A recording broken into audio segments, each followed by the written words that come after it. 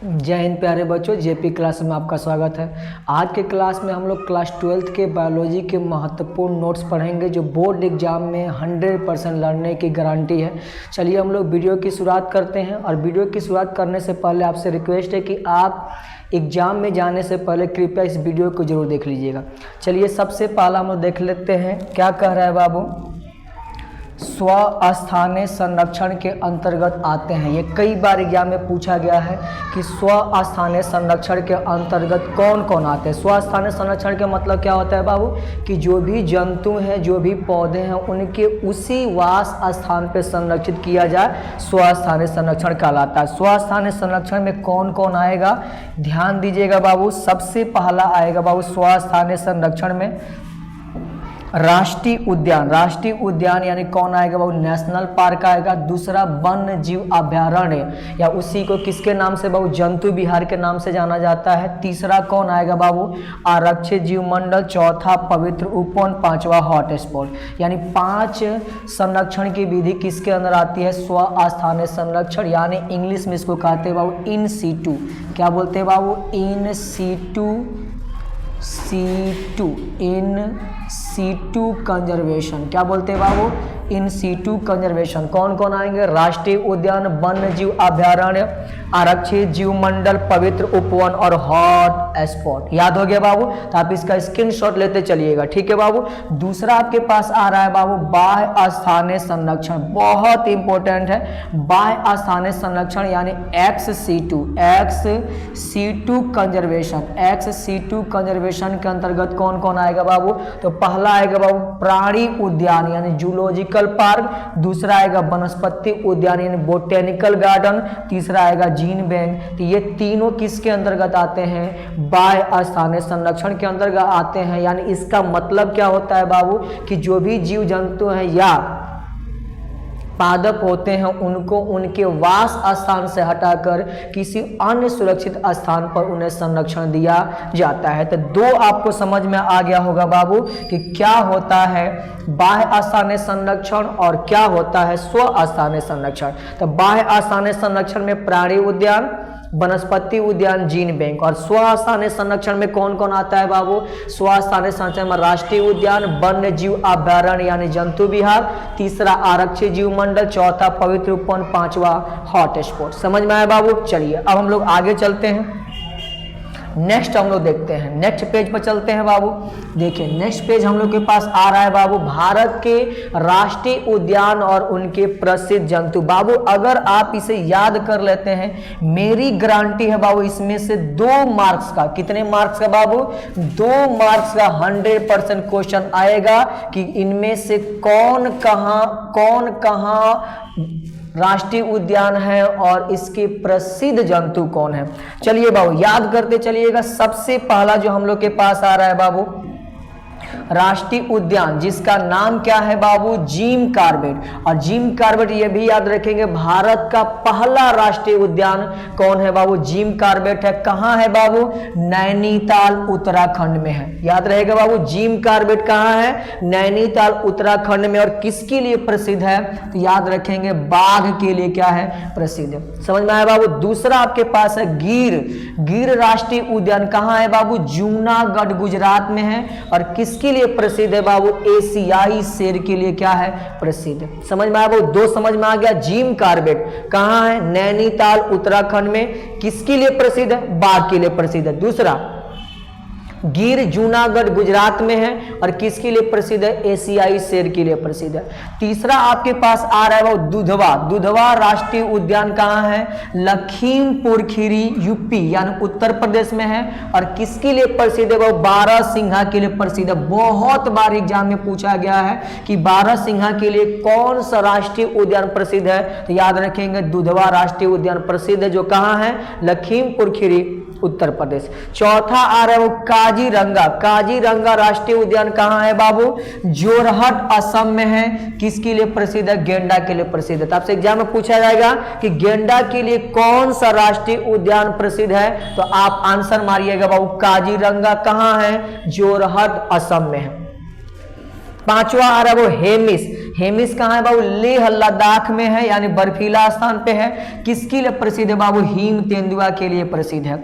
छठवां आ रहा है बाबू सुंदरबन। सुंदरबन डेल्टा के नाम से याद रखिएगा। सुंदरबन डेल्टा कहाँ है? पश्चिम बंगाल में है, यानी सुंदरबन है। और किसके लिए प्रसिद्ध है बाबू? बंगाल टाइगर के लिए प्रसिद्ध है। तो पश्चिम बंगाल में है, इसलिए नाम देख लीजिए, बंगाल टाइगर के लिए फेमस है। सातवां आपके पास आ रहा है बाबू कान्हा। कान्हा राष्ट्रीय उद्यान बाबू, कान्हा राष्ट्रीय उद्यान कहाँ है? मध्य प्रदेश में। और किसके लिए प्रसिद्ध है बाबू? बाघ तेंदुआ के लिए प्रसिद्ध है। बाघ और किसके लिए? तेंदुआ के लिए। मानस, कई बार यहाँ पूछा गया है, मानस कहाँ है बाबू? असम में। किसके लिए प्रसिद्ध है?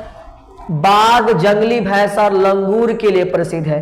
पेरियार, पेरियार किसके लिए बाबू? हाथी के लिए प्रसिद्ध है। और कहाँ है बाबू? केरल में है।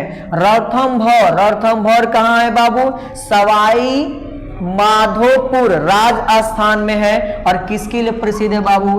बाघ के लिए प्रसिद्ध है।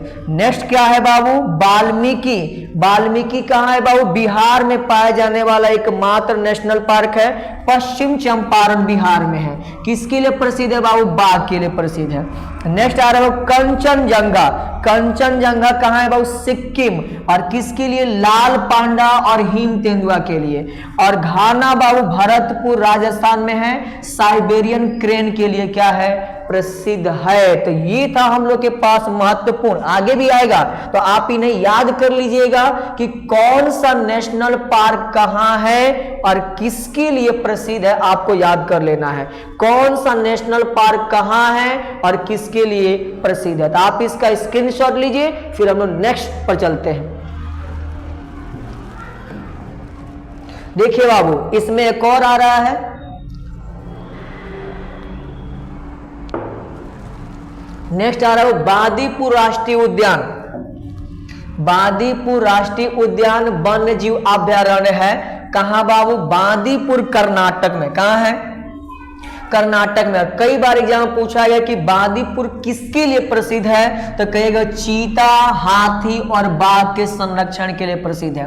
और ये तो बहुत इंपॉर्टेंट है बाबू, कूनो। कूनो जो कहाँ है बाबू? मध्य प्रदेश में है। और मध्य प्रदेश में, और किसके लिए फेमस है बाबू? चीता के लिए। आप याद रखिएगा बाबू, नोट में याद रखिएगा कि जो कहां से आया था, यानी नामीबिया से क्या है तो बहुत चीता है, तो किस राष्ट्रीय उद्यान में रखा गया था? कूनो। कहां है बाबू? मध्य प्रदेश में। और ये भी याद रखेंगे बाबू, घाना पक्षी विहार, ये एग्जाम में पूछा गया है, घाना पक्षी विहार कहां है? भरतपुर राजस्थान में है। तो ये था हम लोग के पास कुछ नेशनल पार्क और उनके प्रसिद्ध जीव। साथ साथ ये भी याद रखना है कि ये नेशनल पार्क कहां उपस्थित है। समझ में आया बाबू? चलिए अब हम लोग नेक्स्ट टॉपिक पर चलते हैं। उम्मीद है ये सभी क्वेश्चन आपको समझ में आए होंगे, सभी टॉपिक समझ में आए होंगे। देखिए बाबू ध्यान से, अब आपसे एग्जाम में क्या क्या पूछ सकता है, इसके लिए मैं आपके लिए सभी नोट्स बना के लेकर आया हूं। देखिए बाबू, भारत में पूछेगा राष्ट्रीय उद्यान यानी नेशनल पार्क की संख्या कितनी है? 106 है। भारत में वन्य जीव अभयारण्य यानी वाइल्ड लाइफ सेंचुरी की संख्या कितनी है? 573 है। भारत में आरक्षित जीव मंडल यानी बायोस्फीयर रिजर्व क्या कितनी संख्या है बाबू? 18 है। और यह भी एग्जाम में पूछा गया है कि भारत में सबसे पहला आरक्षित जीव मंडल कब प्रारंभ किया गया था? 1986 में। नेक्स्ट बाबू चौथा, भारत में हॉट स्पॉट की संख्या कितनी है? 4 है। हॉट स्पॉट की संख्या कितनी है बाबू? 4 है, यानी तप्त स्थल की संख्या 4 है। विश्व में हॉट स्पॉट यानी तप्त स्थल की संख्या वर्तमान में तो बाबू कितनी है? वर्तमान में 34 है। कितनी है? 34 है। लेकिन एग्जाम में आपसे पूछेगा तो पुराना डाटा दे सकता है, तो पुराना डाटा अगर दिया है, अगर 34 नहीं दिया तो किस पे ट्रिक मारिएगा? 25। याद रहेगा बाबू। नेक्स्ट बाबू, भारत का पहला राष्ट्रीय उद्यान आपसे पूछेगा कि कौन है, तो नाम याद रखिएगा, जिम कॉर्बेट राष्ट्रीय उद्यान, जो कहां है बाबू? नैनीताल उत्तराखंड में है। जबकि इसका पहले जो नाम था, उसका पहला नाम क्या था बाबू? हैली। क्या नाम था बाबू? हैली नेशनल पार्क, जिसकी स्थापना कब की गई थी? 1936 में। तो पहला नेशनल पार्क भारत का कौन है? जिम कॉर्बेट, जिसका प्रारंभिक नाम क्या था? वो हैली था। और हैली कब स्थापना किया गया था? 1936 में। ठीक है बाबू, तो ये आपको याद हो गया कि भारत में नेशनल पार्क की संख्या 106। वन्य जीव अभ्यारण्य 573, बायोस्फीयर रिजर्व कितने बाबू 18, जिसमें 3 जोन पाए जाते हैं, याद कर लीजिएगा 3 जोन पाए जाते हैं। भारत में हॉट स्पॉट कितना है 4 है, और विश्व में हॉट स्पॉट कहेगा तो कितना याद रखना है, टोटल इस समय वर्तमान में 34 है। लेकिन अगर आपसे पूछा जाए कि और 34 नहीं दिया है तो एग्जाम में डाटा पुराना भी दे सकता है, तो किस पे ट्रिक मारिएगा 25 पे। भारत का पहला राष्ट्रीय उद्यान कौन है बाबू, जिम कॉर्बेट, जिसको हम लोग किसके नाम से बाबू, हैली के नाम से पहले जानते थे। इसकी स्थापना 1900 कब की गई थी बाबू, 36 में की गई थी। भारत में जैव आरक्षित क्षेत्र की संख्या, जैव आरक्षित क्षेत्र की संख्या, ये भी एग्जाम में पूछा गया है, जैव आरक्षित क्षेत्र की संख्या कितनी है बाबू, याद रखेंगे 10 है। ठीक है बाबू, तो आप यहां तक स्क्रीनशॉट लीजिए, फिर आगे हम लोग बात करते हैं। नेक्स्ट पॉइंट आ रहा है बाबू, ये भी कई बार एग्जाम में पूछा गया है कि भारत में टाइगर प्रोजेक्ट कब प्रारंभ किया गया था। तो टाइगर प्रोजेक्ट बाबू याद रखेंगे 1973 में प्रारंभ किया गया था। वन्य जीव संरक्षण अधिनियम, वन्य जीव संरक्षण अधिनियम कब लागू किया गया था बाबू, 1972 में। और कई बार एग्जाम में पूछा जाता है कि रेड डाटा बुक का प्रकाशन कौन करता है, IUCN। IUCN क्या करता है, वो रेड डाटा बुक का क्या करता है, प्रकाशन करता है। तो आप इसे याद रखिएगा। रेड डाटा बुक में बाबू जो भी आपत्तिग्रस्त हैं, विलुप्त हैं, या जो भी विलुप्त होने के कगार पे हैं, उन सभी जीवों की डाटा बनाई जाती है किसमें बाबू, रेड डाटा बुक में, जिसका प्रकाशन कौन करता है, IUCN करता है। समझ में आया बाबू। तो ये हम लोग के पास था कुछ बायोस्फीयर रिजर्व से, हॉट स्पॉट से, इससे संबंधित नोट्स आप इसे याद कर लीजिएगा। तो इसका स्क्रीनशॉट लीजिए, फिर हम लोग नेक्स्ट पेज पर चलते हैं। ठीक है बाबू, चलिए नेक्स्ट आ रहा है बाबू आपके पास एग्जाम में इससे रिलेटेड हर साल कम से कम 2 क्वेश्चन इसमें से आएगा कि कौन से इसमें क्या है बाबू, द्विगुणित है, कौन इसमें अगुणित है। तो आपको इसको याद करते चलना है, और एग्जाम में जाने से पहले एक बार इसे पढ़ के जाइएगा, 100% इसमें से क्या आएगा, क्वेश्चन आएगा। तो सबसे पहला जो आपके पास आ रहा है बाबू युग्मनज। पहले मैं आपको बता दूं बाबू कि जब भी अगर हम लिखेंगे अगुणित, क्या लिखेंगे बाबू, अगुणित, तो अगुणित को कई बार एक गुणित भी कहा जाता है, एक गुणित भी कहा जाता है। और इसका इंग्लिश याद रखिएगा हैप्लॉयड। क्या नाम है, हैप्लॉयड। तो ये वर्ड आप याद करते चलिएगा। ठीक है बाबू, चलिए अब हम लोग देखते हैं। सबसे पहला, जब भी आपसे युग्मक कहे, क्या कहे बाबू, युग्मक। युग्मक क्या होते हैं बाबू, तो याद रखेंगे सर युग्मक होते हैं अगुणित या एक गुणित। इंग्लिश में कहेंगे सर हैप्लॉयड, और लिखता किस में है बाबू, n में। n मतलब इसमें सिर्फ किससे गुणा है, 1 से गुणा है, तो अगुणित या एक गुणित बोलेंगे, याद रहेगा। युग्मनज, युग्मनज कहेगा या भ्रूण कहेगा, युग्मनज या भ्रूण, इसको याद रखेंगे। द्विगुणित होता है यानी डाइप्लॉयड होता है। इसका कितना क्रोमोसोम होगा बाबू, 2n होगा। कितनी होगी बाबू, 2n। अगर आपसे परागकण पूछे, क्या पूछे बाबू, परागकण। परागकण क्या होते हैं बाबू, नर युग्मक के समान कार्य करते हैं। तो अगर आपको याद करना हो कि सर कैसे हम लोग के पास युग्मनज या भ्रूण द्विगुणित हुआ, तो मैं यहां पर लिख देता हूं बाबू, ध्यान से देखिएगा। जो युग्मनज बनता है बाबू नर युग्मक, कौन सा युग्मक बाबू, नर युग्मक, एंड कौन युग्मक बाबू, मादा युग्मक से बनता है। नर युग्मक एंड मादा युग्मक से बनता है। कौन बाबू, युग्मनज। किससे बनता है, नर युग्मक और मादा युग्मक। अब देखिए युग्मक कैसा है बाबू, n है। कैसा है, n है, और ये भी कैसा है, n है। तो n n मिलके क्या बन गया, 2n, यानी 2 से गुणा है तो क्या हो जाएगा, द्विगुणित। समझ में आया बाबू। तीसरा हम लोग देखते हैं बाबू, क्या कह रहा है, परागकण। क्या कह रहा है बाबू, परागकण। परागकण जो पौधों में होते हैं, किनके समान कार्य करते हैं बाबू, नर युग्मक के समान कार्य करते हैं। और नर युग्मक है तो ये भी युग्मक आ गया, तो ये भी कैसा होगा बाबू, अगुणित होगा, यानी n होगा। अंड कोशिका, अंड कोशिका किसके तरह काम करती हैं, मादा युग्मक के समान। किसके समान, मादा युग्मक के समान कार्य करती है, तो ये भी कैसे काम करेगा बाबू, अगुणित। जब भी युग्मक की बात करें, युग्मक, तो क्या याद रखना है, अगुणित याद रखना। युग्मक अगुणित ही होता है, आपको याद रखना। अगर युग्मनज कहेगा तो क्या मारिएगा, द्विगुणित। भ्रूण कहेगा द्विगुणित। परागकण बाबू नर युग्मक है, अगुणित। अंड कोशिका मादा युग्मक है, अगुणित। समझ में आया। नेक्स्ट बाबू द्वितीयक केंद्रक, याद कर लीजिएगा, द्वितीयक केंद्रक किसमें पाया जाता है, भ्रूण कोश में पाया जाता है। और द्वितीयक केंद्रक जो होता है बाबू द्विगुणित, नामे से देखिए द्वितीयक केंद्रक द्विगुणित यानी डाइप्लॉयड यानी 2n होगा, याद हो जाएगा। नेक्स्ट क्या कह रहा है, भ्रूण पोष PEN, या इसको बोलते हैं प्राथमिक भ्रूण पोष, प्राथमिक भ्रूण पोष केंद्रक यानी प्राइमरी इंडोएस्पर्म कौन बाबू, न्यूक्लियस। तो इसको कहते हैं PEN से। और ये कैसा होता है, तो याद रखेंगे बाबू, कौन कौन मिलता है, कहिएगा सर द्वितीय केंद्रक, समझिएगा बाबू, द्वितीय केंद्रक है। और इसके साथ मिलता है परागकण, यानी परागकण का युग्मक मिलता है। ये भी कैसा होता है, ये अभी मैंने बताया 2n, ये कैसा है n, तो देखिए बाबू 2n और n मिलके हो गया बाबू 3n, याद रहेगा बाबू 3n हो जाएगा। तो यानी यहां पे हम लोग लिखेंगे बाबू ये इसका है, इसका है, याद रखेंगे किसका है बाबू, 1 मिनट।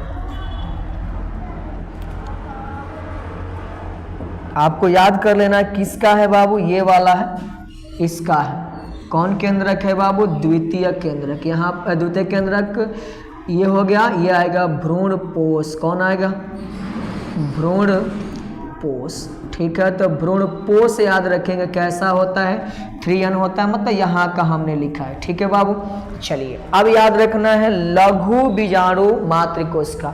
लघु बीजाणु मातृकोशिका किस में पाई जाती है बाबू, पराग कोश में पाई जाती है। और पराग कोश के अंदर ही पाया जाता है बाबू कौन, लघु बीजाणु धानी। इनसे परागकण बनता है, परागकण से बाबू परागकण बनता है, यानी लघु बीजाणु का निर्माण होता है। और याद रखेंगे ये कैसी रचना होती है, लघु बीजाणु मातृकोशिका बाबू द्विगुणित यानी डाइप्लॉयड होती है। गुरु बीजाणु, गुरु बीजाणु से अंड कोशिका का निर्माण होता है। किसका निर्माण होता है बाबू, अंड कोशिका का निर्माण होता है। और अंड कोशिका का निर्माण होगा तो यानी गुरु बीजाणु मातृ कोशिका भी द्विगुणित होती है। कई बार पूछा है गुरु बीजाणु मातृ कोशिका से क्या बनेगा, गुरु बीजाणु का निर्माण होगा। पराग कोश या अंडाशय, ऐसा तो इसे पूछा जाना नहीं चाहिए, लेकिन पराग कोश या अंडाशय कहेगा तभी क्या मारिएगा, द्विगुणित यानी डाइप्लॉयड होते हैं।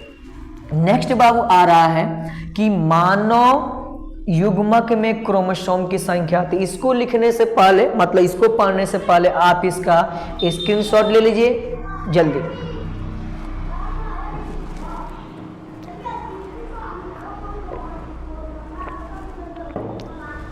चलिए बाबू, तो हम लोग को याद हो गया युग्मक अगुणित, युग्मनज या भ्रूण द्विगुणित, परागकण अगुणित, अंड कोशिका अगुणित, द्वितीय केंद्रक द्विगुणित, भ्रूणपोष PEN, इसको मैंने यहाँ लिख दिया है त्रिगुणित, लघु बीजाणु मातृ कोशिका द्विगुणित, गुरु बीजाणु मातृ कोशिका द्विगुणित। इनसे बाबू किसका निर्माण होता है, याद रखेंगे इनसे निर्माण होता है लघु बीजाणु का, लघु बीजाणु का निर्माण होता है। जबकि इससे क्या बनता है बाबू, गुरु बीजाणु का निर्माण होता है। गुरु बीजाणु क्या याद रखेंगे बाबू, गुरु बीजाणु का निर्माण होता है। तो ये तो आपको याद हो गया है। चलिए अब हम लोग बात करते हैं मानव युग्मक में। कई बार एग्जाम में क्वेश्चन पूछा गया है कि मानव युग्मक में क्रोमोसोम की संख्या कितनी होती है।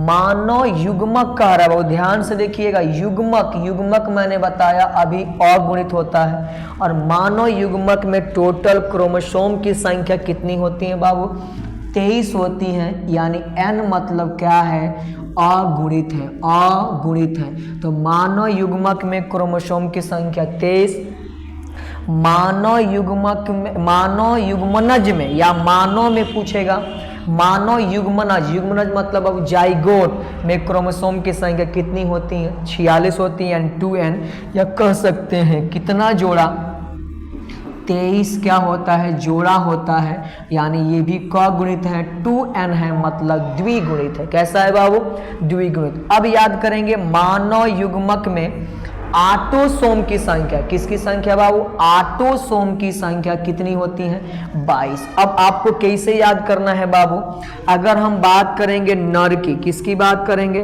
नर की, तो मनुष्य में होता है बाबू, युग्मक की बात करें, युग्मक की बात कर रहे हैं, तो 22 प्लस क्या होता है, x होता है, या 22 प्लस क्या होता है बाबू, 22 प्लस कौन y होता है, y होता है, 22 प्लस डायरेक्ट क्या होता है, y होता है। तो ये युग्मक है, ठीक है बाबू। मादा में आपको याद ही है, मादा में कितनी होती है बाबू, मादा में डायरेक्ट कितनी होती है, कहिएगा सर 22 प्लस क्या होती है, x। देखिएगा बाबू मैं युग्मक की बात बता रहा हूँ, अब टोटल क्रोमोसोम मत समझ लीजिएगा, क्या बता रहा हूँ मैं, युग्मक में। अब इसमें जो 22 आपको दिख रहा है बाबू ना, इसको बोलते हैं ऑटोसोम। क्या बोलते हैं बाबू, ऑटोसोम नाम देते हैं। तो ऑटोसोम की संख्या कितनी है, 22 है, और लिंग क्रोमोसोम की संख्या इसमें 1 है, इसमें भी क्या है, 1 है, इसमें भी क्या है, 1 है। तो आपसे कहा जाए कि मानव युग्मक में ऑटोसोम की संख्या कितनी होती है, 22 होती है, याद रहेगा बाबू। और अगर यही पूछा जाए युग्मनज में ऑटोसोम की संख्या 44 हो जाएगी, क्योंकि 22 और 22 जोड़ा में रहेगा तो 44 हो जाएगी। बहुत बढ़िया। शैवाल, कवक और ब्रायोफाइट्स पादप कैसे होते हैं बाबू, अगुणित होते हैं। यानी कई बार यहाँ पूछा है कि इनमें से कौन अगुणित पादप है, तो किसका किसका नाम याद रखना है बाबू, शैवाल, कवक, ब्रायोफाइट्स। और आवृत बीजी, अनावृत बीजी या टेरिडोफाइट्स, ये पूछता है अगुणित होते हैं कि नहीं होते हैं, तो कहिएगा सर ये क्या नहीं होते हैं, अगुणित नहीं होते हैं, अगुणित नहीं होते हैं। यानी कौन कौन बाबू, कि जो भी आपके पास क्या है, आवृत बीजी, अनावृत बीजी, टेरिडोफाइट्स, ये सब क्या नहीं होते हैं, अगुणित नहीं होते हैं।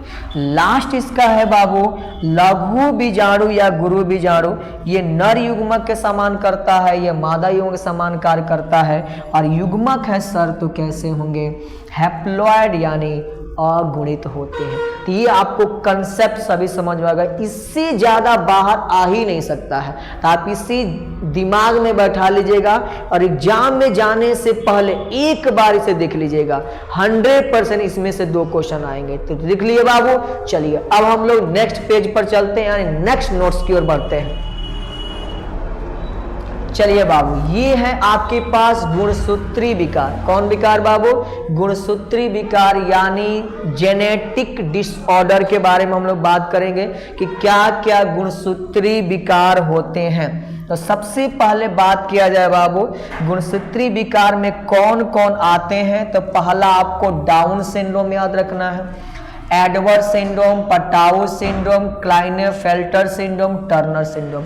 ये पांचों आपको नाम याद रखना है, गुणसूत्री विकार होते हैं। कौन से विकार बाबू, गुणसूत्री विकार होते हैं। कौन कौन, Down, Edward, Patau, Klinefelter, Turner. याद होगा Down syndrome, Edward syndrome, Patau syndrome, Klinefelter syndrome, Turner syndrome. याद रहेगा बाबू। चलिए अब देखना है बाबू ध्यान से कि हम लोग के पास किस यानी किस जोड़ा क्रोमोसोम में चेंजिंग के चलते गुणसूत्री विकार उत्पन्न होते हैं। ठीक है बाबू,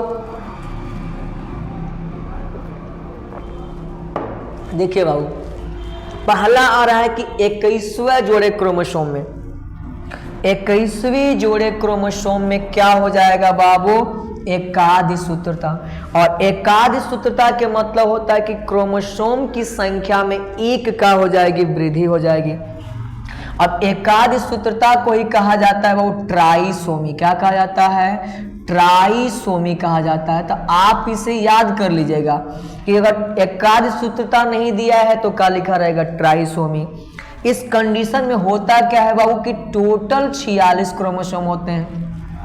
अब उस 46 क्रोमोसोम में जो 21वां जोड़ा क्रोमोसोम है उसमें एक की वृद्धि हो गई, यानी एक की वृद्धि होगी, मतलब टोटल कितने क्रोमोसोम?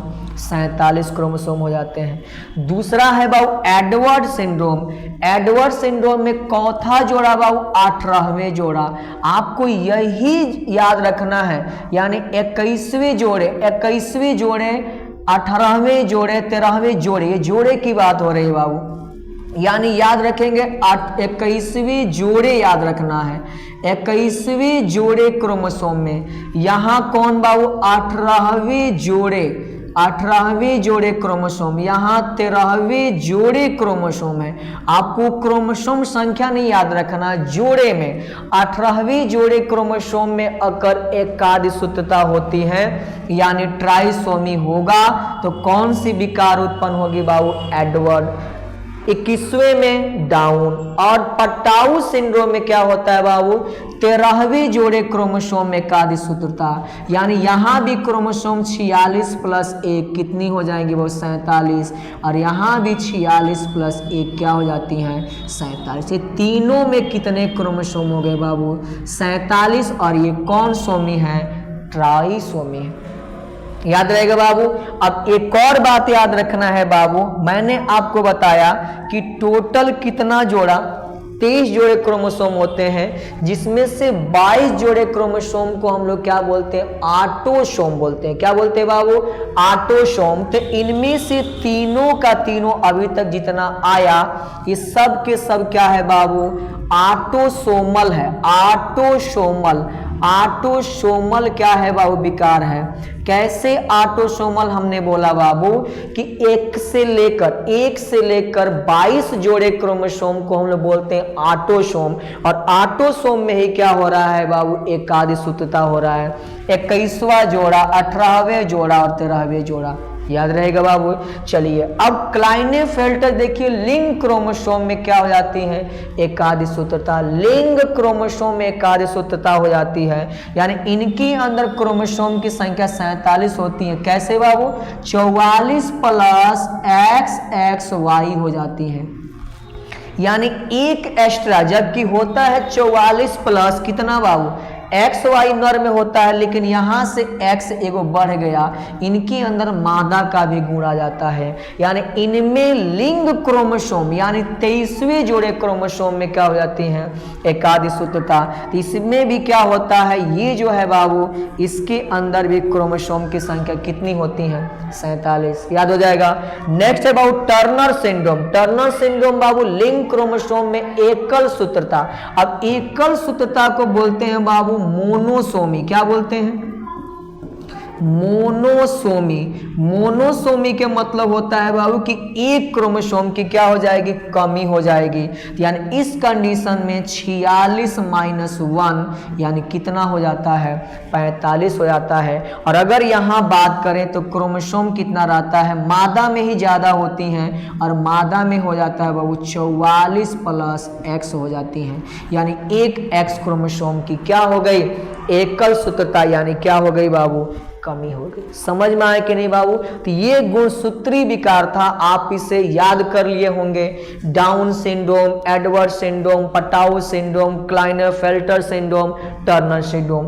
डाउन सिंड्रोम 21वां जोड़ा क्रोमोसोम में एकाद सूत्रता। एडवर्ड सिंड्रोम 18वें जोड़े क्रोमोसोम में एकाद सूत्रता। पटाऊ सिंड्रोम 13वें जोड़े क्रोमोसोम में एकाद सूत्रता। क्लाइनेफेल्टर लिंग क्रोमोसोम में एकाद सूत्रता। और टर्नर सिंड्रोम बाबू लिंग क्रोमोसोम में एकल सूत्रता। एकल सूत्रता का मतलब होता है मोनोसोमी, और एकाद सूत्रता का मतलब ट्राइसोमी। ट्राइसोमी में एक क्रोमोसोम बढ़ जाता है, यानी 46 प्लस 1 47 हो जाता है, जबकि मोनोसोमी में एक क्रोमोसोम घट जाता है, 46 - 1 कितना हो जाता है? 45। समझ में आया बाबू? तो आप इसका स्क्रीनशॉट लीजिए।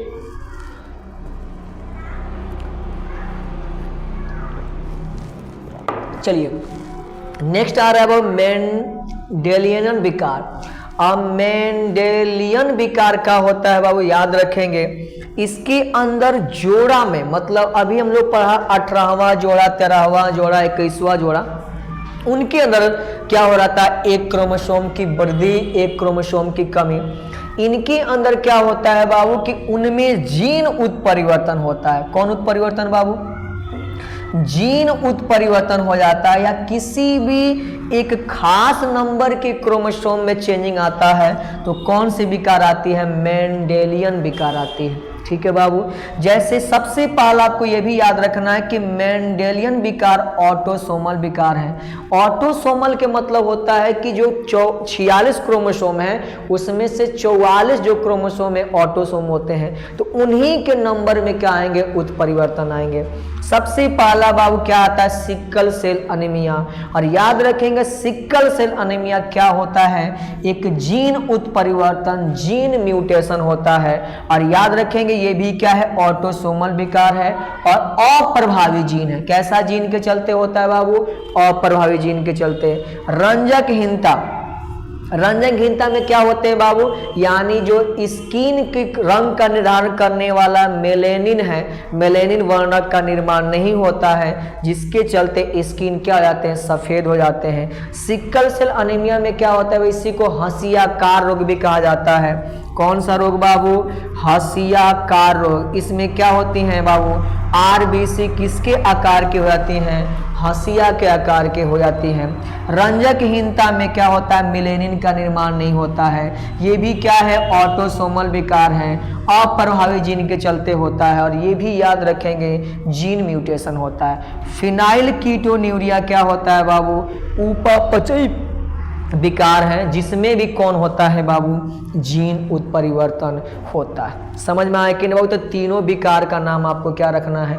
याद रखना है। अब नेक्स्ट हम लोग बात करें बाबू लिंग सहलग्न रोग, यानी जो एक्स क्रोमोसोम के साथ एक पीढ़ी से कहाँ जाते हैं? दूसरे पीढ़ी में जाते हैं। इनमें पहला आता है बाबू हीमोफीलिया और दूसरा आता है वर्णअंधता। हीमोफीलिया में क्या होता है बाबू कि रक्त का स्कंदन नहीं होता है, यानी रक्त का थक्का नहीं लगता है। कह सकते हैं डायरेक्ट रक्त का थक्का जल्दी नहीं लगता है, जल्दी नहीं लगता है। और इसके अंदर बाबू याद रखेंगे कलर में प्रॉब्लम होता है। याद रखेंगे लाल रंग, लाल एंड कौन रंग बाबू? हरा रंग में विभेद नहीं कर पाता है जो व्यक्ति इस रोग से ग्रसित होता है। तो ये आपको याद रखेंगे लिंग सहलग्न रोग कैसे हैं, कौन कौन है? हीमोफीलिया और वर्णअंधता। तो हमने आपको समझा दिया बाबू कि अगर आपसे गुणसूत्री विकार कहेगा तो Down, Edward, Patau, Klinefelter, Turner. अगर आपसे मेंडेलियन विकार कहेगा सिकल सेल अनीमिया, रंजकहीनता, फिनाइल कीटोन्यूरिया। अगर लिंग सहलग्न रोग पूछेगा हीमोफीलिया, वर्णअंधता। और ये जितने भी विकार है वो ऑटोसोमल हैं, अप्रभावी जीन के चलते होते हैं। और एक बात याद रखना, जीन म्यूटेशन के कारण होते हैं। समझ में आया बाबू? तो इसका स्क्रीनशॉट लीजिए, फिर हम लोग आगे चलते हैं। चलिए बाबू, अब बहुत इंपॉर्टेंट है बाबू, इसमें से कम 2 मार्क्स, कम से कम 2 से 3 मार्क्स आप इसे लिख लीजिए। 100% एग्जाम में आएगा। आपसे पूछा जाएगा कि किसको बनाने के लिए किसका उपयोग किया जाता है। जैसे दही है, दही को बनाने के लिए बाबू किस जीवाणु का उपयोग किया जाता है? Lactic acid bacteria. और ये क्या है बाबू? एक जीवाणु है। क्या है बाबू? जीवाणु है, लैक्टिक एसिड बैक्टीरिया। कैसे समझे कि जीवाणु है सर? बैक्टीरिया। तो लैक्टिक एसिड बैक्टीरिया या लैक्टिक एसिड बैक्टीरिया को ही बोलते हैं कौन बाबू? LAB। यानी दही बनाने के लिए लैक्टिक एसिड बैक्टीरिया का उपयोग किया जाता है। इडली डोसा बहुत बार एग्जाम में पूछा है। इडली डोसा बनाने के लिए किसका उपयोग किया जाता है? जीवाणु का उपयोग किया जाता है। पाव रोटी बनाने के लिए कौन बाबू? Baker yeast. अगर नाम पूछेगा सैक्रोमाइसिस सेरेबिसी पाव रोटी बनाने के लिए उपयोग किया जाता है। यह एक क्या है बाबू? ईस्ट है। याद रहेगा। स्विस पनीर, देखिए पनीर को हमने दो भाग में बांट दिया है। स्विस पनीर बाबू इसको बनाने के लिए जीवाणु का, और अगर राक्यूफोर्ड पनीर है तो किसका बाबू, कवक का उपयोग किया जाता है। पनीर को सुगंधित बनाने के लिए इनका उपयोग किया जाता है। नीरा तोड़ी, नीरा तोड़ी यानी ताड़ी, ताड़ी देखे हैं बाबू, ताड़ी जो होता है, ताड़ी बनाने के लिए किसका उपयोग, इष्ट का उपयोग किया जाता है। और इष्ट जहां भी होगा याद रखेंगे किण्वन की प्रक्रिया करता है। सिरका में किसका उपयोग, जीवाणु का। तंबाकू के पत्तों को सुगंधित बनाने के लिए और चमड़ा को सड़ाने के लिए किनका उपयोग किया जाता है, जीवाणु को उपयोग किया जाता है। स्ट्रेप्टोकाइनेज एंजाइम, ये कई बार एग्जाम में पूछा गया है। स्ट्रेप्टोकाइनेज एंजाइम क्या करता है बाबू, रक्त के स्कंदन को कम करता है और साथ साथ हृदय घात की समस्या को कम करता है। इसके लिए किसका उपयोग किया जाता है, जीवाणु का उपयोग किया जाता है। तो 9 तक कम से कम आप इसका स्क्रीनशॉट लीजिए और एक बार याद कीजिए बहुत ध्यान से। दही बनाने के लिए lactic acid bacteria LAB, idli dosa बनाने के लिए जीवाणु। कई किताबों में कई जगहों पर इष्ट लोग मारता है, गलत है। इडली डोसा बनाने के लिए जीवाणु का। पावरोटी बेकर इष्ट, इसका नाम है सैक्रोमाइसिस सेरेबेसी।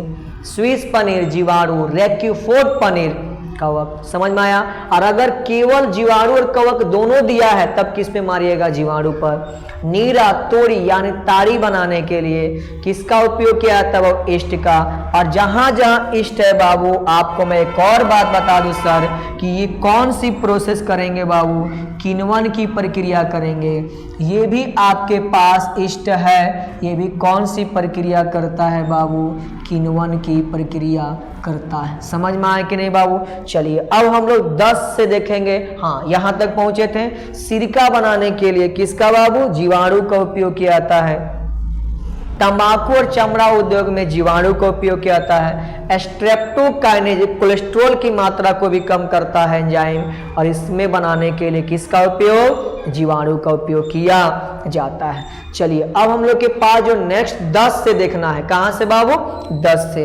याद कीजिए बाबू स्टैटिन, ये भी एग्जाम में कई बार पूछा गया है। किसकी मात्रा को, कोलेस्ट्रॉल की मात्रा को क्या करता है, नियंत्रित करता है। और इसको नियंत्रित करने के लिए किसका उपयोग बाबू, स्टैटिन। और स्टैटिन बनाने के लिए किसका उपयोग, कवक का उपयोग। आप इसको याद कर लीजिएगा, एग्जाम में पूछा गया है।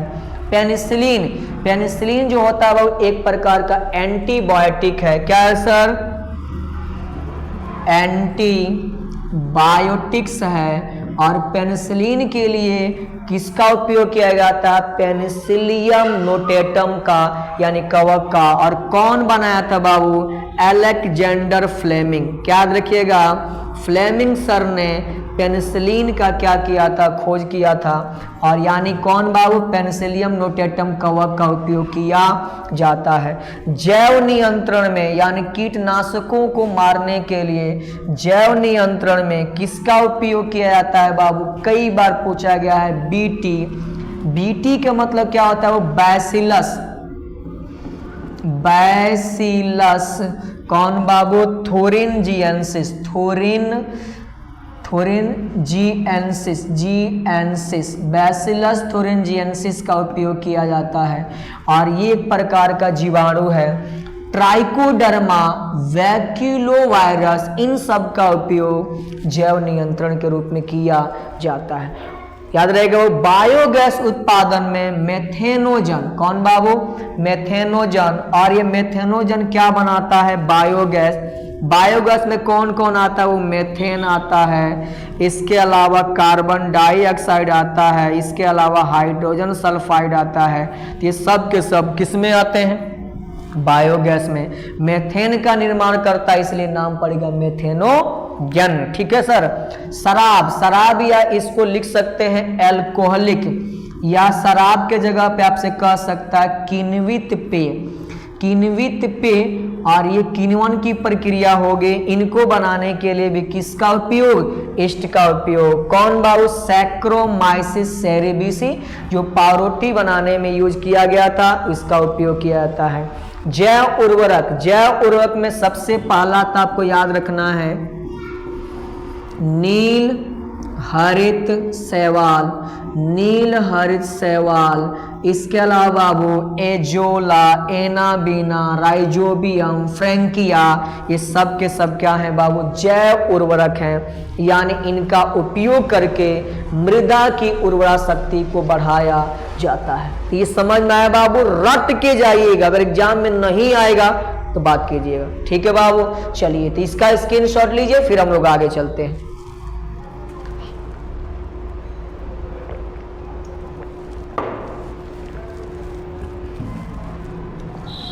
चलिए नेक्स्ट आ रहा है बाबू सिद्धांत। कुछ सिद्धांत है बाबू और इसको रट के जाना है, जो भी मैं बता रहा हूं आज बाबू आप इसका एक बार स्क्रीनशॉट मारते चलिएगा और एग्जाम में जाने से पहले आप इसको दिमाग में एक बार बैठा लीजिएगा। अगर आपसे पूछेगा बाबू उत्परिवर्तनवाद सिद्धांत किसने दिया था, ह्यूगो डेब्रेज ने। किसने दिया था बाबू, ह्यूगो डेब्रेज ने।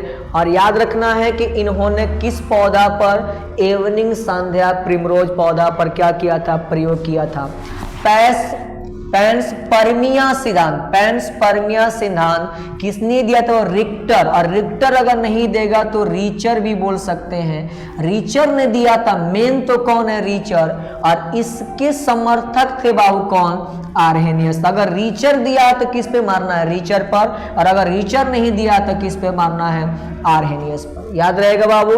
पुनरावृत्ति या रिकैपिटुलेशन का सिद्धांत किसने दिया था, अर्नस्ट हिकल ने। उपार्जित लक्षण की वंशागति, आप तो पढ़े होंगे बाबू कि जो लक्षण किसके चलते आते हैं, बाहरी वातावरण के चलते, वो एक पीढ़ी से दूसरे पीढ़ी में जाती हैं। किसने बताया था बाबू, लामार्क ने। और यानी उनका कहना था कि बाहरी वातावरण के चलते आने वाले लक्षण एक पीढ़ी से कहाँ जाते हैं, दूसरे पीढ़ी। और कौन बताया था बाबू, लामार्क। तो ये सिद्धांत किसने दिया था, लामार्क ने। किसके बारे में है बाबू, तो ये भी याद कर लीजिएगा सर, ये जैव विकास के बारे में है। किसके बारे में है, जैव विकास। समझ में आया।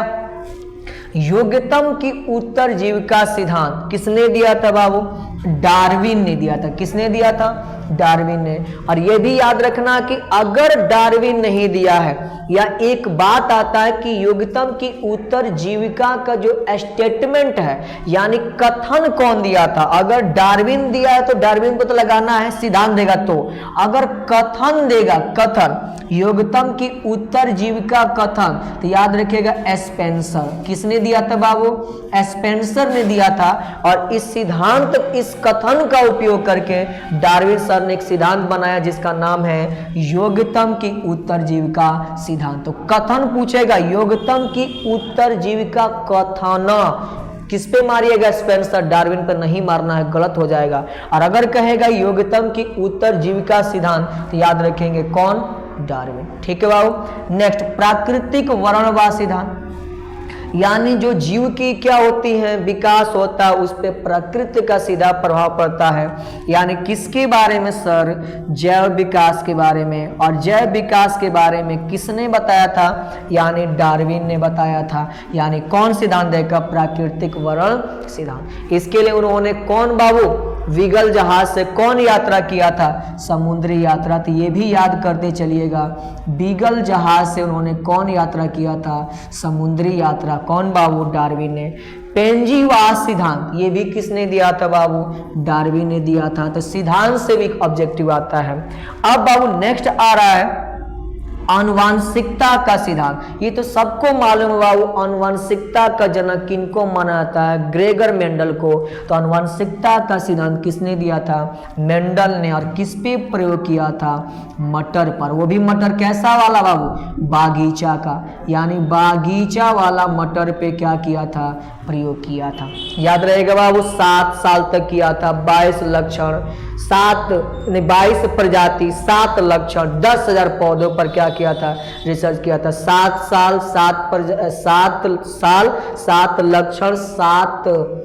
7 लक्षण 22 प्रजाति और कितना पौधों पर, लगभग 10,000 पौधों पर रिसर्च किया था। किसने बाबू? मेंडल ने। अब आ रहा है वंशागति का क्रोमोसोम सिद्धांत, बहुत बार एग्जाम में पूछा गया है। वंशागति का क्रोमोसोम सिद्धांत किसने दिया था?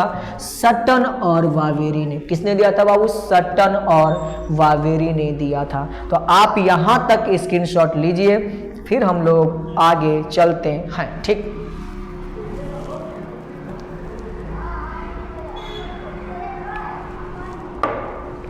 चलिए आगे बात करते हैं बाबू। ओपेरॉन मॉडल, ये भी एग्जाम में कई बार पूछा गया है। ओपेरॉन मॉडल कौन दिया था? तो याद कर लीजिएगा, वो जैकब और कौन बा मोनार्ड ने जीन रेगुलेशन के लिए दिया था। युग्मन और विकर्षण सिद्धांत याद रखेंगे, वेटसन और पनेट ने। क्रॉसिंग ओवर बहुत इंपॉर्टेंट है।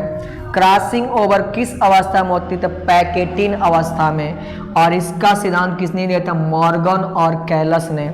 कास्मोजोइक सिद्धांत, कास्मोजोइक सिद्धांत किसने दिया था? वो रीचर ने, या कह सकते हैं रिक्टर, रीचर कह सकते हैं या रिक्टर कह सकते हैं, उन्होंने दिया था। और आनुवांशिक कूट, इनके लिए कई बार यह पूछा गया है। आनुवांशिक कूट के बारे में किसने बताया था? निरेनबर्ग, खुराना यानी इंडिया के हरगोबिंद खुराना और किसने बाबू? मैथेई ने दिया था। याद रखेगा बाबू। चलिए अब पृथक्करण यानी युग्मकों की शुद्धता का नियम याद रखिएगा, ये कई बार एग्जाम में पूछा गया है। ये मेंडल के नियम का दूसरा नियम था, पृथक्करण यानी युग्मकों की शुद्धता का नियम, इसी को कहा जाता है। किसने दिया था? मेंडल ने। इसके अलावा अगर आपसे पूछेगा प्रभाविता का नियम, प्रभाविता का नियम, ये भी किसने दिया था बाबू? मेंडल ने। और बाबू नेक्स्ट लास्ट आता है स्वतंत्र अपव्यूहन, स्वतंत्र अपव्यूहन का नियम। तो ये दोनों भी किसने दिया था बाबू? मेंडल ने दिया था। तो आप इसे याद रखिएगा, ठीक है बाबू। तो ये कुछ सिद्धांत हैं और 100% इनसे एग्जाम में आएंगे, तो आप एक बार याद करते चलिए। सबसे पहला आया था कौन बाबू? उत्परिवर्तनवाद सिद्धांत, ह्यूगो डेब्रिज, पैंसबर्मिया सिद्धांत, रिक्टर और आर्हेनियस पुनरावृत्ति सिद्धांत, अर्नस्ट हैकेल उपार्जित लक्षण की वंशागति, लामार्क योग्यतम की उत्तरजीविका सिद्धांत, डार्विन और कथन कहेगा स्पेंसर, प्राकृतिक वर्णवाद सिद्धांत डार्विन, पेंजीवाद सिद्धांत डार्विन, आनुवंशिकता का सिद्धांत मेंडल, वंशागति का क्रोमोसोम सिद्धांत सटन वावेरी, ओपेरॉन मॉडल जैकब और मोनार्ड, युग्मन विकर्षण सिद्धांत वेटसन और पनेट, क्रॉसिंग ओवर और मार्गन और कौन बाबू? कैसल, कास्मोजोइक सिद्धांत बाबू रिक्टर, आनुवांशिक कूट निरेनबर्ग, हरगोबिंद खुराना, मैथेई और पृथक्करण युग्मकों की शुद्धता का नियम, इसी को कहा जाता है मेंडल, प्रभाविता का नियम मेंडल, स्वतंत्र अभ्यूहन का नियम कौन बाबू? मेंडल ने दिया था। ठीक है बाबू, तो स्क्रीनशॉट लीजिए, फिर आगे हम लोग चलते हैं। ठीक है बाबू। चलिए नेक्स्ट आ रहा है आपके पास बाबू, इनमें है जनन। क्या है बाबू? जनन के बारे में बता रहा है कि किनमें किस विधि से क्या होते हैं? जनन होते हैं, यानी ये जनन के बारे में बता रहा है बाबू। चलिए विखंडन कहेगा किन में होती है? अमीबा पैरामीशियम, बहुत इंपॉर्टेंट है बाबू। विखंडन किस में होती है? अमीबा पैरामीशियम में। मुकुलन किसमें बाबू? हाइड्रा ईस्ट, और एक और नाम याद रखिएगा अस्पंज, किसमें बाबू? अस्पंज, हाइड्रा ईस्ट और कौन बाबू?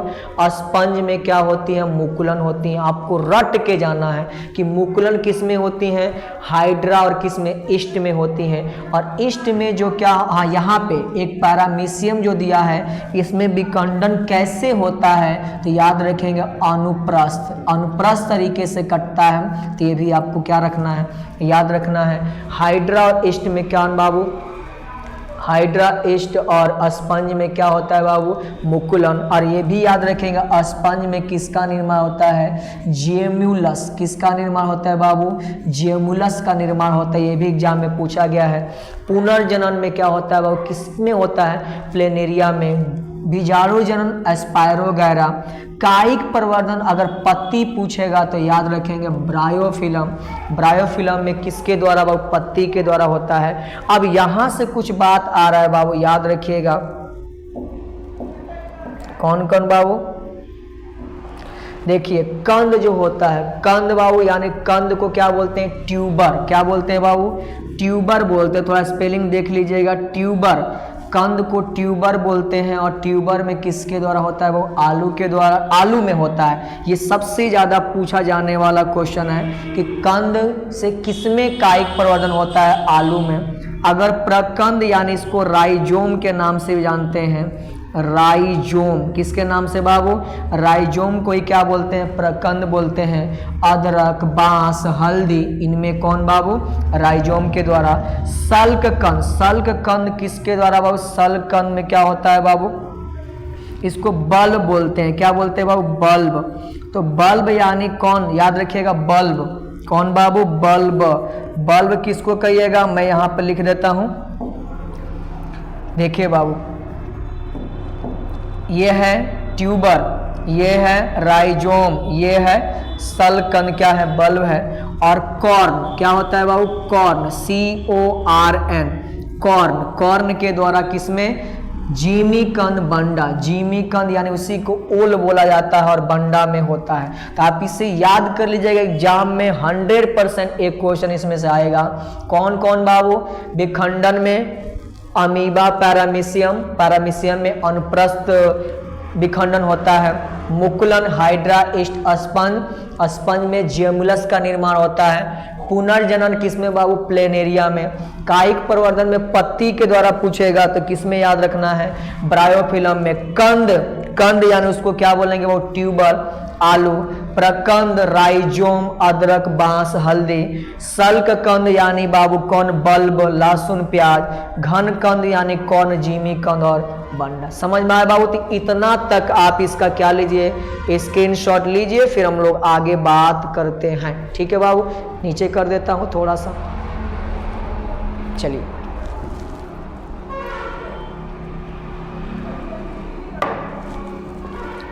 आगे चला जाए बाबू।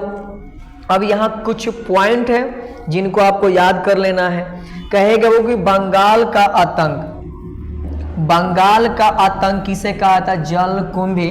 और इसको कौन सी कहा जाता है? वो जल घास। कौन बाबू? जल घास के नाम से भी जाना जाता है। जल का घास कौन बाबू? जलकुंभी, यानी बंगाल का आतंक कहा जाता है। ये भी याद रखेंगे बाबू, जलकुंभी जो होता है ठहरे जल से ऑक्सीजन का क्या कर लेता है? अवशोषण कर लेता है। यानी जो भी जल होते हैं उन जल से ऑक्सीजन को अवशोषित कर लेता है, जिसके चलते अन्य जलीय जीवों को सांस लेने में समस्या उत्पन्न होती है। बांस, बांस बहुत फेमस है बाबू। बांस जो है, बांस में पूरे जीवन काल में मात्र कितनी बार? एक बार पुष्प लगते हैं। बांस के पूरे जीवन काल में मात्र एक बार पुष्प लेते हैं। समझ में आया बाबू? और दूसरा बाबू नीला कुरेंजी, नीला कुरेंजी में कितना बाबू? यानी 12 वर्ष में एक बार पुष्प लेते हैं। तो ये भी एग्जाम में पूछा गया है। बंगाल का आतंक जलकुंभी, जलघास, जलकुंभी ठहरे जल से ऑक्सीजन का अवशोषण कर लेता है। बांस पूरे जीवन काल में एक बार पुष्प लगता है। नीला कुरेंजी यानी 12 वर्ष में एक बार पुष्प लगता है। याद रहेगा बाबू? चलिए आप इसका स्क्रीनशॉट लीजिए, फिर हम लोग आगे चलते हैं। ठीक, चलिए अब हम लोग के पास आ रहा है वो कि फल के खाने वाले भाग। कुछ फल हैं और उनके खाने वाले भाग आपको क्या रखना है? याद रखें। जैसे सेब है, कई बार का हर बार सेब का कौन भाग खाया जाता है? पुष्पासन। बीज चोल, बीज चोल यानी एरिल, ये भी याद रख सकते हैं। बीज चोल यानी कौन भाग? एरिल। एरिल किसका खाया जाता है? लीची, जायफल, शरीफा। लीची, जायफल, शरीफा का क्या खाया जाता है बाबू? बीचोल खाया जाता है। आलू, आलू कौन तना बाबू? भूमिगत तना। आम यानी मध्य फल भित्ति। तो आप इसे याद कर लीजिएगा। सेव या कौन सा भाग? पुष्पासन, बीज चोल, लीची, जायफल, शरीफा। आलू का यानी कौन बाबू? भूमिगत तना। और याद रखेंगे आम यानी मध्य फल भेती। याद रहेगा बाबू? चलिए नेक्स्ट पॉइंट आ रहा है बाबू, सत्य फल। सत्य फल कौन है? कई बार एग्जाम में पूछा जाता है कि इनमें से कौन सत्य फल है। तो याद रखिएगा वो सत्य फल के मतलब होता है जिसका निर्माण कहाँ हो बाबू? अंडाशय में। कहाँ हो बाबू? अंडाशय। यानी फल किसमें चेंज होता है? तो ये भी याद रखिएगा, फल कैसे बनता है? तो ये यहाँ पे कोठा में याद रखना है कि जो अंडाशय होता है, अंडाशय यही चेंज हो जाता है बाबू किसमें? फल में। और जो बीजांड होता है सर, बीजांड किसमें चेंज होता है सर?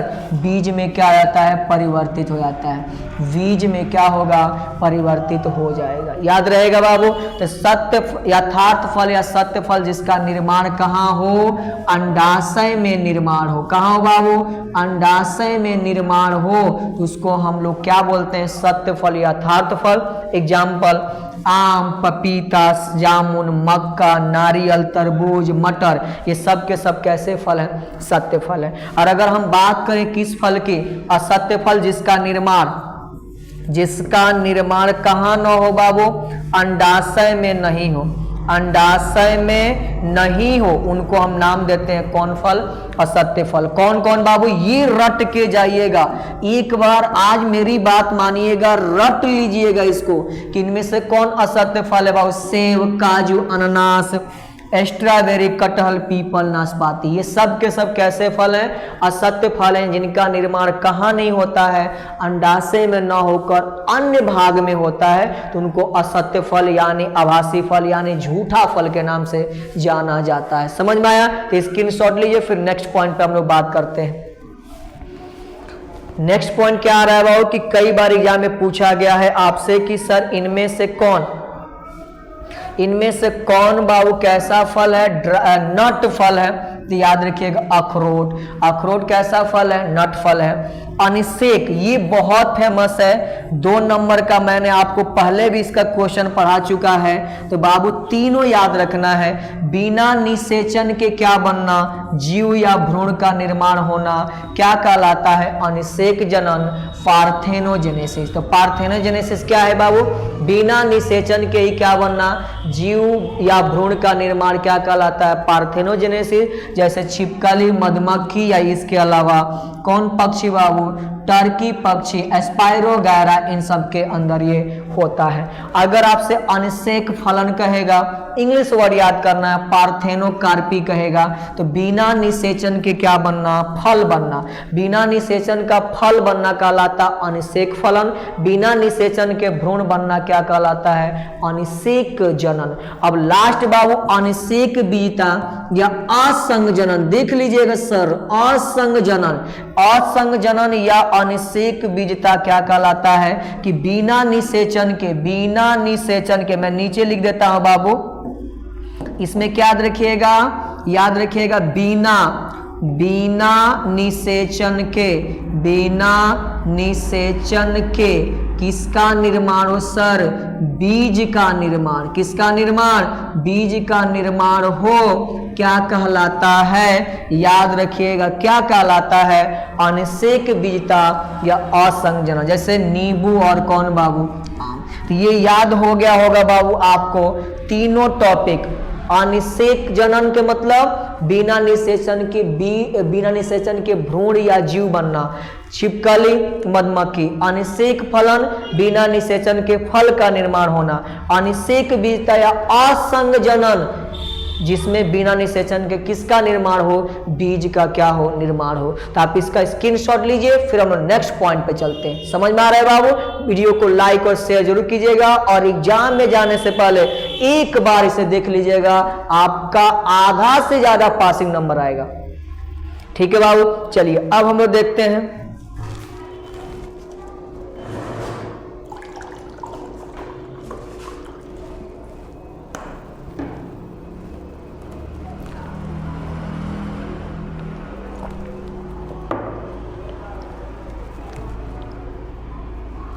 कह रहा है कि यौन संचारित रोग यानी एसटीडी, इसमें से हर साल एक क्वेश्चन पूछता है कि एसटीडी क्या है। तो एसटीडी में आप याद रखेंगे बाबू कौन कौन होती हैं?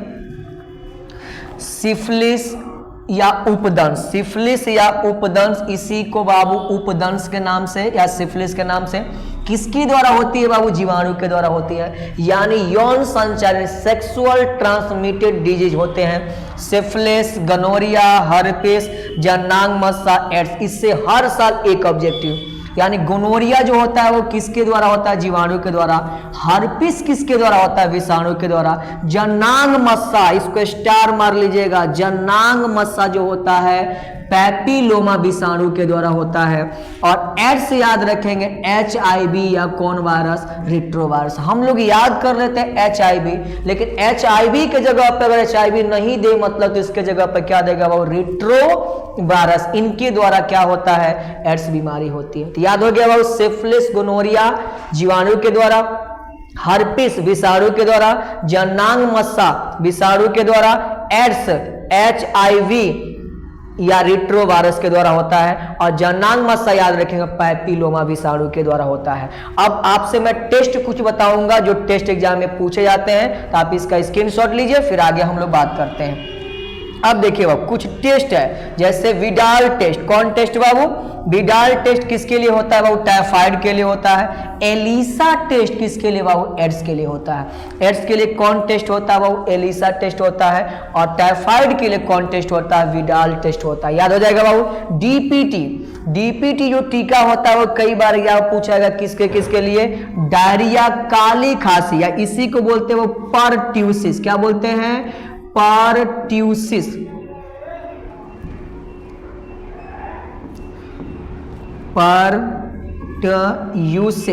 परट्यूसिस जो बीमारी होती है उसी को क्या बोलते हैं? वो काली खांसी। और काली खांसी, डायरिया और टेटनस तीनों का डीपीटी का। डीपीटी मतलब डायरिया, परट्यूसिस और टेटनस। ठीक है बाबू, चलो नेक्स्ट कह रहा है कैंसर। कैंसर जो होता है वो कैंसर किस जीन में होता है? ओंकोजीन प्रभावित होता है। ये भी एग्जाम में पूछा गया है कि कैंसर कैंसर में कौन जीन प्रभावित होता है? ओंकोजीन। तो ये भी एग्जाम में पूछा गया है, याद कर लीजिएगा। नेक्स्ट पॉइंट HIV जो क्या होते हैं, यानी ये वायरस है, ये क्या करते हैं? टी लिम्फोसाइट या हेल्पर टी कोशिका को नष्ट करता है। तो कई बार यह पूछा गया कि हेल्पर टी कोशिका को कौन नष्ट करते हैं? कि ये HIV वायरस या टी लिम्फोसाइट को नष्ट करते हैं। अब टीकाकरण की बात किया जाए, ये भी एग्जाम में आपसे पूछा गया है कि टीकाकरण का खोज या जनक कौन है? खोज कौन किया था? सबसे पहले तो टीकाकरण यानी एडवर्ड जेनर ने किया था। और इसको एडवर्ड जेनर को टीकाकरण का जनक भी कहा जाता है। और इन्होंने किसके लिए टीका बनाया था? चेचक के लिए। बाद में बाबू एंथ्रेक्स और रेबीज का टीका कौन बनाया था? लुई पाश्चर ने बनाया था। तो ये आपको समझ में आ गया होगा। Widal test, typhoid, ELISA test, AIDS, DPT टीका, डायरिया, परट्यूसिस, टेटनस या डायरिया, काली खांसी, टेटनस। कैंसर में ओंकोजीन प्रभावित होता है। HIV T lymphocyte helper T कोशिका को नष्ट करता है। टीकाकरण एडवर्ड जेनर ने सबसे पहले प्रारंभ किया और इसलिए इसको टीकाकरण का जनक कहा जाता है। और किसका टीका बना? चेचक का। एंथ्रेक्स और रेबीज का टीका किसने बनाया था? लुई पाश्चर ने। तो इसका स्क्रीनशॉट लीजिए, फिर हम लोग आगे चलते हैं। आगे क्या आ रहा है बाबू? हम लोग के पास आ रहा है बाबू कि ये तो बाबू बहुत बहुत ज्यादा क्या है? इंपॉर्टेंट है। इनमें से भी 100% ऑब्जेक्टिव आएगा। ट्रांसक्रिप्शन या अनुलेखन क्या होता है बाबू? कि DNA की जो सूचना है, किसकी सूचना? DNA की सूचना किसमें जाए? mRNA में, तो उसको बोलते हैं ट्रांसक्रिप्शन। और अगर mRNA से क्या बन रहा है वो प्रोटीन, उसको बोलते हैं ट्रांसलेशन यानी अनुवादन। याद हो जाएगा बाबू। ट्रांसक्रिप्शन क्या है बाबू? यानी DNA में उपस्थित सूचना किसमें जाए? mRNA में, यानी मैसेंजर RNA में क्या बोलते हैं? ट्रांसक्रिप्शन, अनुलेखन। और मैसेंजर RNA की सूचना से प्रोटीन बनना क्या कहलाता है? ट्रांसलेशन। और अगर बाबू कई बार पूछा जाता है कि अगर mRNA से DNA बनता है, जैसे टोबैको मोजेक वायरस में, HIV में, तो अगर mRNA से उल्टा DNA बने तो उल्टा चलना है, यानी रिवर्स ट्रांसक्रिप्शन, रिवर्स अनुलेखन कहलाता है। समझ में आया बाबू? ये भी एग्जाम पूछा गया है। DNA की प्रतिलिपि बनती है तो उसको बोलते हैं द्विगुणन यानी रेप्लिकेशन। समझ में आया बाबू? PCR क्या करता है? DNA का प्रवर्धीकरण करता है। समझ में आया कि नहीं बाबू? चलिए मैं आपको बता देता हूं, ध्यान से देख लीजिएगा, यानी कैसे हम लोग को याद रखना है। यहीं पे बताता हूं, देखिएगा। अगर हमारे पास क्या है वो DNA है और डीएनए से क्या सूचना किस में जा रहा है, एमआरएनए में, और एमआरएनए की सूचना के आधार पर क्या बनता है बाबू, प्रोटीन बनता है। क्या बनता है बाबू, प्रोटीन। तो अगर डीएनए से किससे बाबू, डीएनए से एमआरएनए बन रहा है तो इसको बोलते हैं ट्रांसक्रिप्शन। क्या बोलते हैं बाबू, ट्रांसक्रिप्शन बोलते हैं, जो आपको याद हो गया होगा ऊपर वाला। और एमआरएनए से प्रोटीन बनता है तो इसको बोलते हैं ट्रांसलेशन। क्या बोलेंगे बाबू, ट्रांसलेशन। याद हो जाएगा सर, याद हो गया। अच्छा, और अगर एमआरएनए से क्या बना, एमआरएनए से डीएनए बना, उल्टा हो गया, इससे ये बनता तो ट्रांसक्रिप्शन, उल्टा यानी रिवर्स। रिवर्स, रिवर्स कौन बाबू, ट्रांसक्रिप्शन। तो ये आपको मैं कई बार पढ़ाया होगा, तो ये आपको याद करना है। अगर डीएनए की फोटोकॉपी बनने, डीएनए से डीएनए बन रहा है तो उसको नाम दिया जाता है रेप्लिकेशन। और पीसीआर, वांछित डीएनए की कई कॉपियां बनाना है, करोड़ों कॉपियां बनाना है तो उसको बोलते हैं पीसीआर। पीसीआर में कितने चरण होते हैं, 3 चरण, और टैग पॉलीमरेज एंजाइम का उपयोग किया जाता है। अब नेक्स्ट पॉइंट बाबू, न्यूक्लियोटाइड। न्यूक्लियोटाइड में क्या क्या होता है, तो पहले आप इसका स्क्रीनशॉट ले लीजिए, फिर हम लोग आगे बढ़ते हैं। चलिए, हो गया बाबू। चलिए, न्यूक्लियोटाइड। न्यूक्लियोटाइड में क्या क्या पाया था वो ध्यान से देखिए। न्यूक्लियोटाइड में बाबू नाइट्रोजनी बेस, शर्करा और फास्फेट समूह पाया जाता है। तो न्यूक्लियोटाइड में कौन कौन, नाइट्रोजनी बेस, शर्करा और फास्फेट समूह। न्यूक्लियोसाइड में नाइट्रोजनी बेस और शर्करा पाया जाता है, यानी साइड में क्या नहीं पाया जाता है, साइड में कहिएगा सर फास्फेट समूह नहीं पाया जाता है। याद रहेगा बाबू। अब याद करना है कि डीएनए का नाइट्रोजनी बेस कौन कौन होता है, तो डीएनए में कौन कौन पाया जाता है बाबू, adenine, guanine, cytosine, thymine. Adenine, guanine, ये जो दोनों होते हैं बाबू, ये होते हैं प्यूरिन के, किसके बाबू, प्यूरिन के। और बाबू साइटोसिन और थायमिन, ये भी ऑब्जेक्टिव पूछा जाता है। साइटोसिन और थायमिन होते हैं बाबू पाइरिमिडीन के, किसके होते हैं, पाइरिमिडीन के। याद रहेगा बाबू। जबकि अगर बात करें बाबू आरएनए का, यहां पे याद कर लीजिएगा सर, यहां पे हो जाएगा आरएनए। डीएनए के जगह पे कौन हो जाएगा बाबू, आरएनए। आरएनए, आरएनए का नाइट्रोजन क्षार की बात करूं बाबू, adenine, guanine, cytosine, uracil, U हो जाएगा। क्या हो जाएगा बाबू, यू हो जाएगा, यानी यूरेसिल। समझ में आया कि नहीं? होते इसमें कौन कौन है, इसमें याद रखेंगे एडेनिन और ग्वानिन कैसे हैं, प्यूरिन है, यही ऑब्जेक्टिव पूछेगा। और साइटोसिन और यूरेसिल क्या है बाबू, पाइरिमिडीन है। क्या है बाबू, पाइरिमिडीन। अब ऑब्जेक्टिव क्या पूछता है कि डीएनए में कौन नहीं पाता है, तो डीएनए में यूरेसिल नहीं पाता है और आरएनए में थायमिन नहीं पाया जाता है। समझ में आया बाबू।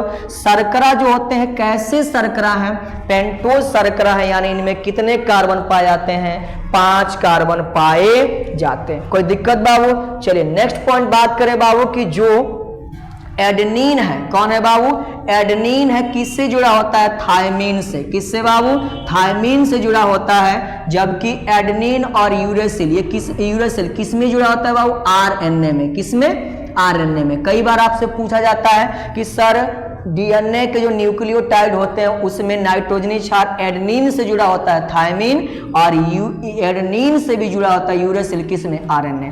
और ग्वानिन और साइटोसिन के बीच ट्रिपल बॉन्ड पाया जाता है, यहाँ डबल बॉन्ड पाया जाता है। याद रहेगा बाबू, याद हो जाएगा। एडेनिन थायमिन से और यूरेसिल किससे, एडेनिन से, या कह सकते हैं ग्वानिन साइटोसिन से। ये होता है आरएनए में। नाइट्रोजनी बेसों के बीच कौन सा बॉन्ड, हाइड्रोजन बॉन्ड। ये भी कई बार एग्जाम में पूछा गया है। जबकि अगर मैं बात करूं किसमें, अमीनो अम्ल, और अमीनो अम्ल से क्या बनता है वो, प्रोटीन। अमीनो अम्ल से क्या बनता है, प्रोटीन। और प्रोटीन में कौन सा बॉन्ड, पेप्टाइड बॉन्ड पाया जाता है।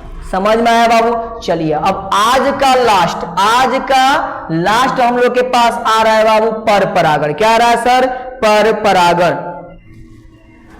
जो पर परागण है बाबू, यानी जिसके लिए वाहक की क्या होती है, आवश्यकता। यानी वाहक क्या करते हैं बाबू, पराग कण को पराग कोश से वर्तिकाग्र तक क्या करते हैं, पहुंचाते हैं। और बाबू अगर इसमें से क्वेश्चन नहीं आएगा ना तो आप हमसे कहिएगा, इसमें से एक क्वेश्चन अगर पूछेगा वायु परागण, इंग्लिश में क्या बोलते हैं वो, एनीमोफिली। क्या बोलते हैं वो, एनीमोफिली। किसमें किसमें होता है वो, गेहूं में, मक्का में, घास में, इन सब के अंदर किसके द्वारा बाबू, वायु परागण। जल परागण, जल परागण मतलब जल के द्वारा परागण, हाइड्रोफिली। और याद रखिएगा इसमें किसमें होता है, दो ही नाम याद रखना है, हाइड्रीला और वेलिस नेरिया, वेलिस नेरिया। समझ में आया बाबू, इसमें जल के द्वारा सबसे इंपॉर्टेंट यही है। कीट परागण एंटेमोफिली, क्या देखिएगा, एंटेमोफिली, इंग्लिश वर्ड याद रखना है। एंटेमोफिली किसमें बाबू, कमल, बहुत फेमस है। कमल में कौन परागण होता है, कीट परागण। और इसके अलावा जो भी क्या होते हैं, रंगीन क्या होते हैं बाबू, पुष्प होते हैं। इसके अलावा पक्षी परागण, पक्षी परागण जिसको बोलते हैं ऑर्निथोफिली, किसमें होता है बाबू, झुमका एक पौधा होता है उसके अंदर। जंतु परागण में सब आ जाएंगे, जूफेली। चमगादड़ परागण बाबू किसमें होता है, चायरेप्ट्रोफिली, इंग्लिश वर्ड याद रखना है, सेमल और कदम में, सेमल और कदम में। ठीक है बाबू, लास्ट है बाबू घोंघा परागण, एरेसी, एरेसी पादप में होता है। और ये जो होता है बाबू इंग्लिश वर्ड ही पूछा जाएगा, वायु एनीमोफिली, जल हाइड्रोफिली, कीट परागण एंटेमोफिली, पक्षी ऑर्निथोफिली, जंतु परागण जीवफिली, चमगादड़ परागण चायरेप्टेरोफिली और घोंघा परागण मैलेकोफिली। तो ये था आज का महत्वपूर्ण नोट्स। और एग्जाम में जाने से पहले अगर आप इसे पढ़ के जाइएगा 100% आपका पासिंग नंबर ये नोट्स दिला देगा। तो अगर आपको वीडियो पसंद आया होगा तो चैनल को सब्सक्राइब कीजिएगा, वीडियो को लाइक और शेयर जरूर कीजिएगा। मिलते हैं कुछ और नोट्स के साथ अगले वीडियो में। जय हिंद।